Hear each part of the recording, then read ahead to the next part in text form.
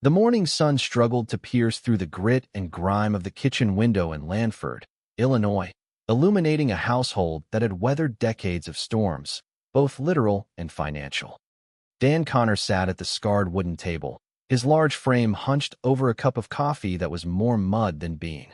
As he reached for a napkin, a plastic nozzle was thrust into his line of sight, blocking his path like a miniature barricade.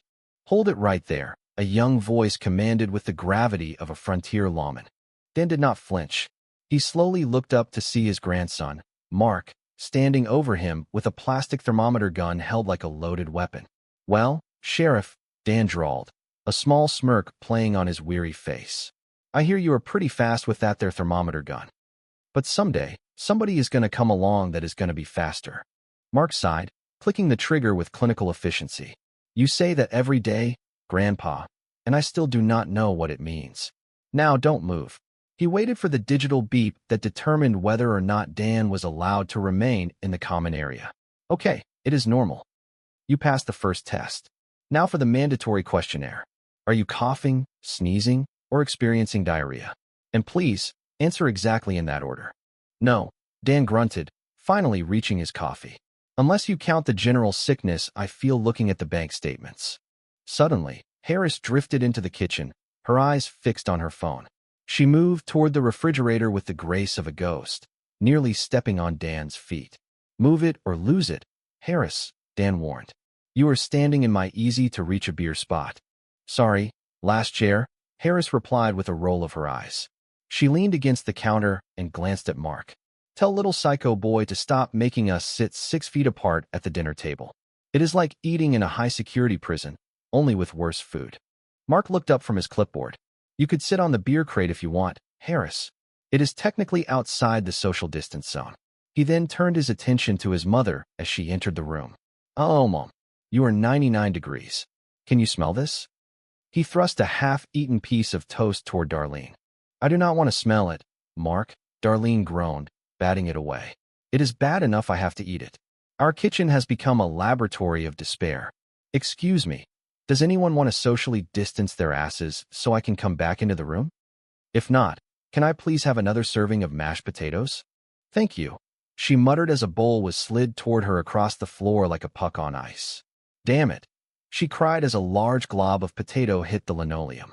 "Don't worry, I will eat it too," Becky said quickly, scooping it up with a spoon. "Too good to go to waste. You know, the best part about this damn pandemic is having you and our little bubble cooking for us. That is the best thing about being trapped. You know what I mean?" "Becky, take my spot," Darlene said, standing up. "I cannot eat and watch you do that. It is a biological hazard." "Dibs," Harris shouted, sliding into the warm chair before Becky could protest. "So, Dad," Darlene started, her voice dropping to a more serious register. "Have you heard anything from the bank? I mean, they cannot legally take our house during a pandemic, can they? They are so busy repossessing other houses, maybe they will just forget about us." "Yeah, they have their pick," Becky added sarcastically. "Hey, should we grab that 4-bedroom Cape Cod over on Tobacco Road? I saw a chicken coop out back. We could raise our own food and eventually become the very things we eat." "Is Mark here?" Jackie's voice boomed from the back porch. "I saw you ride up on your bike. Show me your test result here." Mark held up a crumpled slip of paper. "See, negative." Jackie squinted through her face shield. "That is last week's test." "Holy shit. I will just leave right now." "I am in," Mark shouted back. "You delivered food to dozens of people today? You have to go if I go. I eat disinfectant and I crap sanitizer." Jackie roared, pointing a gloved finger at him. "Do your worst or get out of my way, Junior. I am a frontline falafel warrior." "What is that you are eating?" "Tony's Falafels closed down," Dan explained, gesturing to the grocery bags. So he had an inventory sale in his parking lot. Hummus, olives, chickpeas, grape leaves. It was like a yard sale for things that make you gassy. "Sounds like what animals eat to become food," Jackie muttered. "Man, restaurants are dropping like flies. I am not letting anything happen to the lunchbox. I have bailed on too many careers in my life. I was a cop. I was a trucker. I got shot. I quit. I fell asleep at the wheel. I quit. And by the way, I fell asleep at the wheel as a cop and I got shot as a trucker." She paused, looking down at a newspaper on the table. "Oh, my stars and garters. Wellman Plastics is reopening. They are hiring 200 people. Isn't that where you and Roseanne used to work, Jackie? Becky asked, her interest piqued. Yep. Look, it says they are making up for the plastic slowdown out of China. Haha. Game over, China.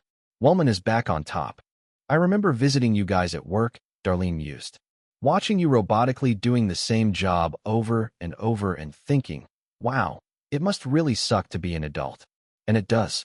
That is going to be a hell of a place to work, Ben noted, walking into the room. With people shoulder to shoulder on that assembly line, it is going to be way too easy to catch something. Yeah, I was always too easy, Jackie reminisced with a far-off look. I caught something once from the supervisor, Booker, but it was worth it. He looked just like George Clooney. Dan smirked. So, are you care to make a friendly wager, Jackie? Yeah, Jackie said, her competitive streak flaring. If I win, then you have to spend the night at my place. I have got a 160 average, Booker, Dan laughed. There is no way you are going to beat me. All right, Jackie countered. What if you win? Then you spend the night at my place, Dan said, scrubbing my bathroom. Oh man, Jackie winced. I should have hit that till I broke it. A knock sounded at the front door. Let the old guy get it, Darlene said. If it is death, I am kissing him right on the mouth just to end the suspense. It was Tito, the neighbor. Hey neighbor, Dan said, opening the door. How you doing, man? I haven't seen you in a dog's age. I have been in the house, Dan, Tito said, looking nervous. I got a guy working on my roof. I think he is trying to screw me. Could you look over this contract? Just help me out? Sure thing. Be happy to, Dan said, taking the paper. He scanned it for 2 seconds. Tito, this is an eviction notice. Yeah, Tito said, his voice cold. You have been served, Dan. You son of a bitch. Dan yelled. Hey, I am sorry. Tito shouted back, retreating toward the sidewalk. I have been out of work. I need money for hospital bills. My son tried to do one of those videos where he dances alongside a moving car. Oh, he is progressing well. Yesterday, he said the word cat. Would this be the wrong time to ask for my mower back? Dan shouted through gritted teeth. Hold on. It is right behind the door. Tito yelled. Darlene wandered back into the kitchen where Louise was staring at a shelf. Do you know what happened to the rest of my wine? I had like half a bottle of it. Oh, sorry, Darlene said. You are new. House rules. If it is red, keep it under the bed. If it is white, drink it till it is bright. Besides, who drinks only half a bottle anyway? It is like living with bears, Louise sighed. Yesterday, I put my plate down, went to get a napkin, and someone ate the meat out of my sandwich. That is Harris, Darlene said. She is cutting back on carbs. Are you working? Uh-huh, Louise replied, gesturing to her laptop. How do you do that with all this craziness in the house? Well, we are starting a magazine about criminals and shady people, Darlene explained. I used the family for inspiration, and I started drinking a lot. It is a very sustainable business model. Your family stole my Merlot, Louise noted. I want you to go out there and beat him up, Dan said, walking back into the kitchen. Oh yeah, Darlene said to Louise. I forgot to mention, if it is red, I know exactly where it is. What is that? Becky asked, pointing to the paper in Dan's hand. Eviction notice, Dan said. I got 5 days till the sheriff locks us out of 40 years of memories. Well, worst comes to worst, you can come stay with me, Louise offered softly. What about the rest of the baseball team that lives here? Dan asked. Yeah, well, I cannot go anywhere. But you know what? You are good-looking enough to get yourself a rich guy. I am not leaving you, Louise said firmly. No, Dan joked.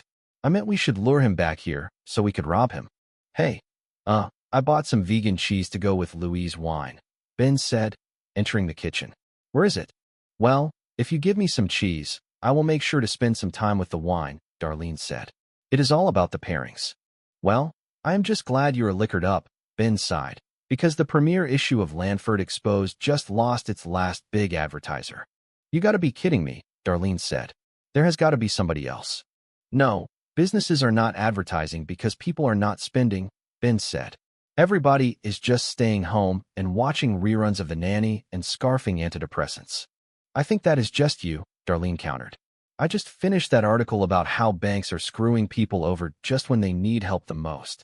It is like the best thing I have ever written. I guess we could hit up the smaller businesses, Ben suggested.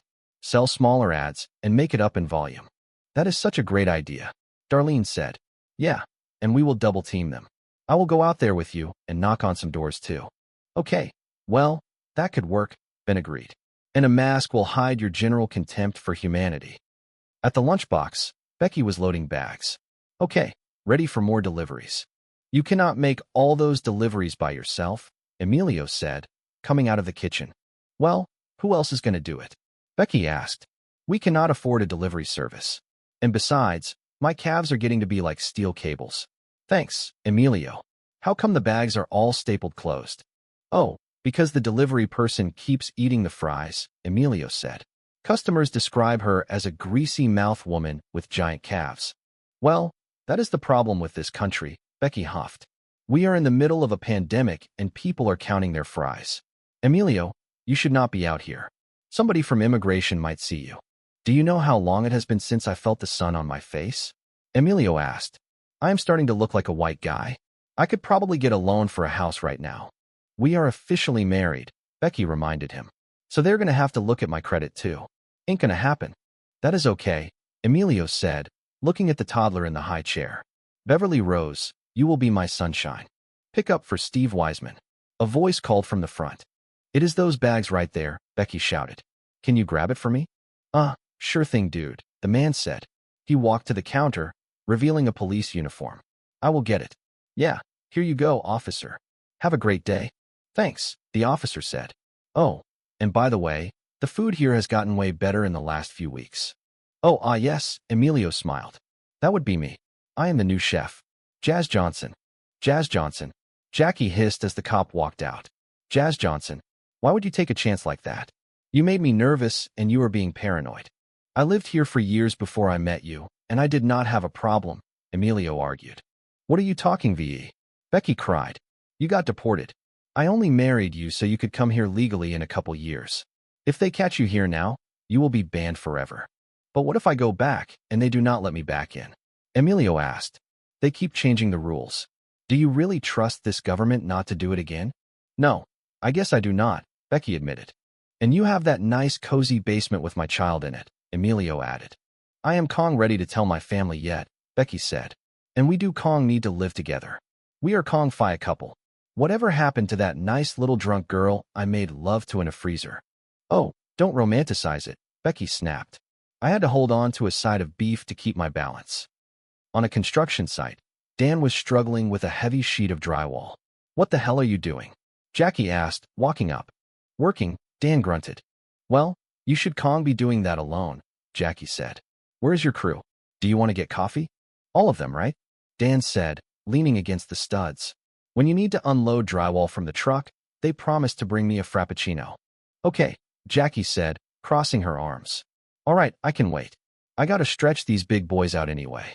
So, 1,999. Jackie, just go, Dan pleaded.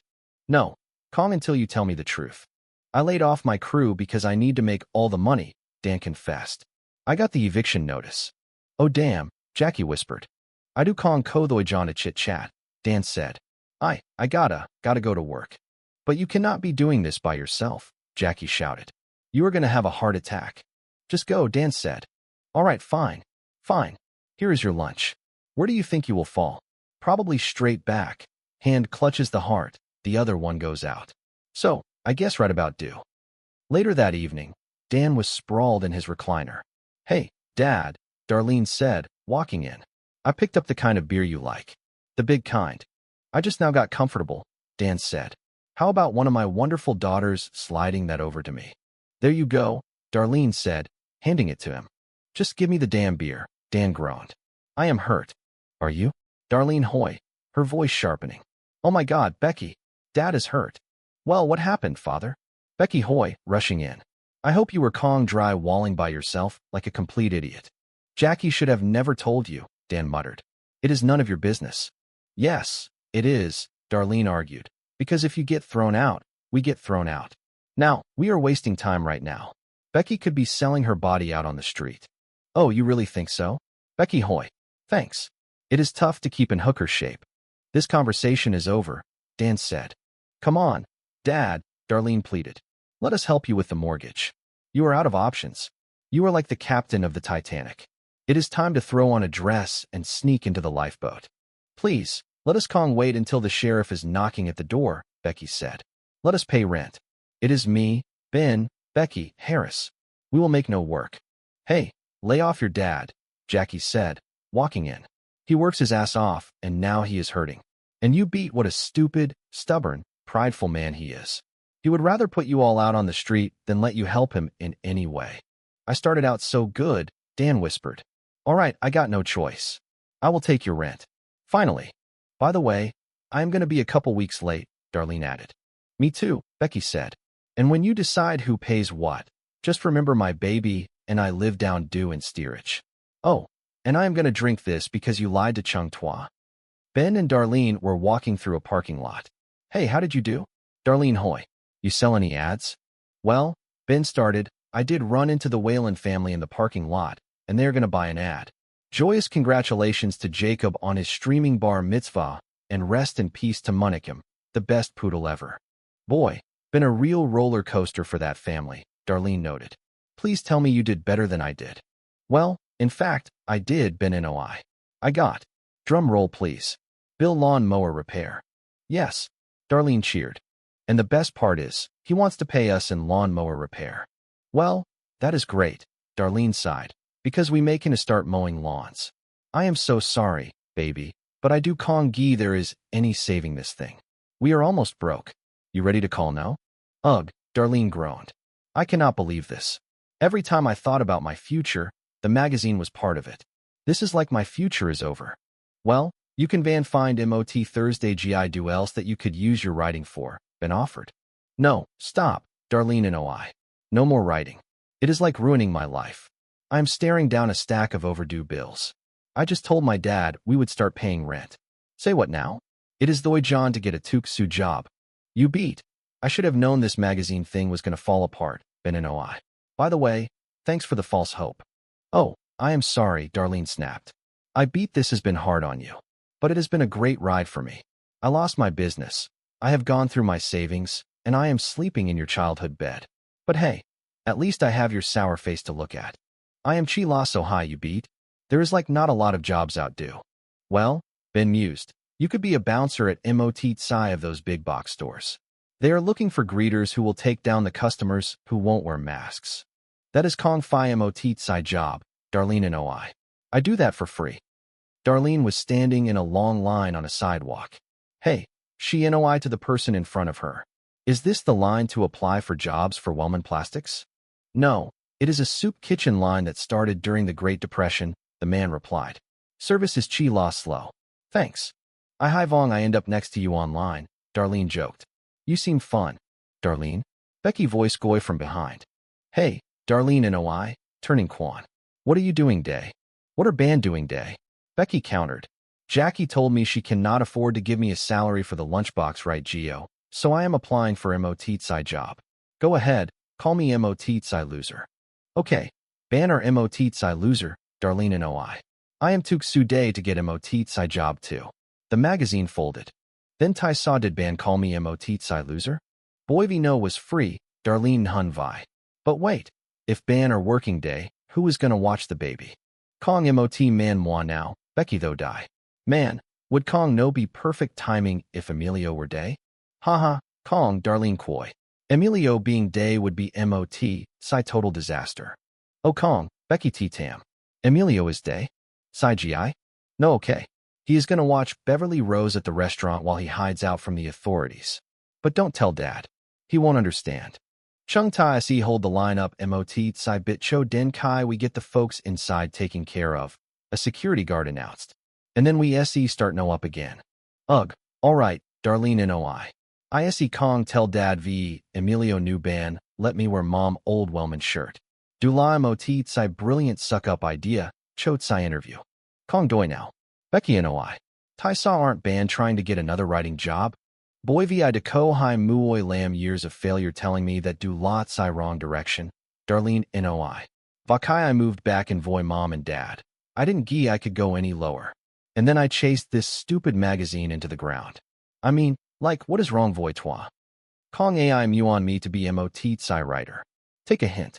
Ban beat day. No like new I done bat cu juji I cock. Darlene teep tuc. I wouldn't be standing on this line starting over. Nu la nuoi chi ca. I could have been MOT, Saitat Han role model. At least I am ahead of Ban in line, Becky noted. Mom work day? Ko la no sebok. Kong, Chung Ta are supposed to do Tat Han our parents, Darlene argued. Chung Ta are Kong supposed to be going backwards. Chung Ta are gonna end up as immigrants Trin MOT Tsai ship back to Ireland. Oh my god, Becky gasped. What if Ho Kong hire Chung Ta? Ho to Ko to take Chung Ta. Chung Ta are legacies. Chung Ta Ko Wellman Plastics and Kwa Chung Tua blood. Well, do la probably chi la from the tap water, Becky and OI. Hainin no positively. No MOT, Tsai moi beginning. Aunt Jackie started day, and she owns MOT Tsai restaurant. Do la MOT Thursday GI do to be proud of. Jackie was walking Quan Tsai lunchbox voy MOT Tsai tray. Sandwiches. Who wants to go no a Puma sandwich day? Lopa. Well, Ko lu our kids se do MOT Thursday GI do to et voy. Darlene va Becky Koi Kung were inside the factory, wearing hairnets va lab coats. Well, day we go, Darlene and OI. Laverne slow meal slow. Mazel House va Pepper Incorporated. Do. Chung Ta Kong gonna make it. At least Laverne and Shirley work trong MOT, Psy Brewery va could chug MOT, Psy beer MOT lawn, Becky knack no koi. Well, Chung Ta get free travel size bottles, Darlene noted. Cam MOT, Psy who knew a no. Psy do se come in handy new any other country ever lets Americans in again. Alright, thoy now Becky and OI. Let Chung Ta chi la be happy Chung Ta are working. Choda, how old were Laverne va Shirley supposed to be Kai Ho had in hung Psy jobs nai?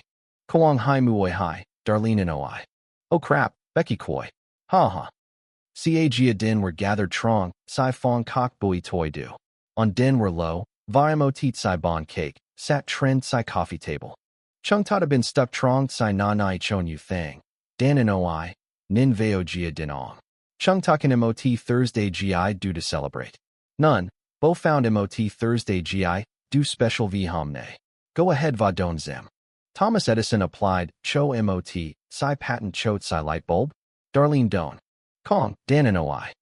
Ko MOT Psy giant earthquake, Uzbekistan. Becky goy y. Tot. In Hong Kong, Dan mim koi. No la National Reptile Awareness Day. Psy Fong was silent cho MOT Psy moment. No Kung La birthday Kwa Chow, Mark and OI ki. Chung mi beat Psy du ma honey. Becky cried, Oim tang bi. Happy birthday. Dan mang veo MOT Psy bon cake no. Du ko fi bon Kwa Chow Kong. Mark hoi. Well, no Chik Chan Roy, birthday boy, Dan and OI. Tai sa ko MOT Psy Konan lon trend do. Mark hoi. Du la boiv nickname Kwa Chow Kai Chow Kon la MOT Psy baby, Jackie Jai Tik. Chung Ta goi chow la iguana. Iguana tell you happy birthday. Dan het lon. Botsai Fong exploded trong tiang koi kai on din qua Lanford flickered MOT lawn, and hung stayed on. The end.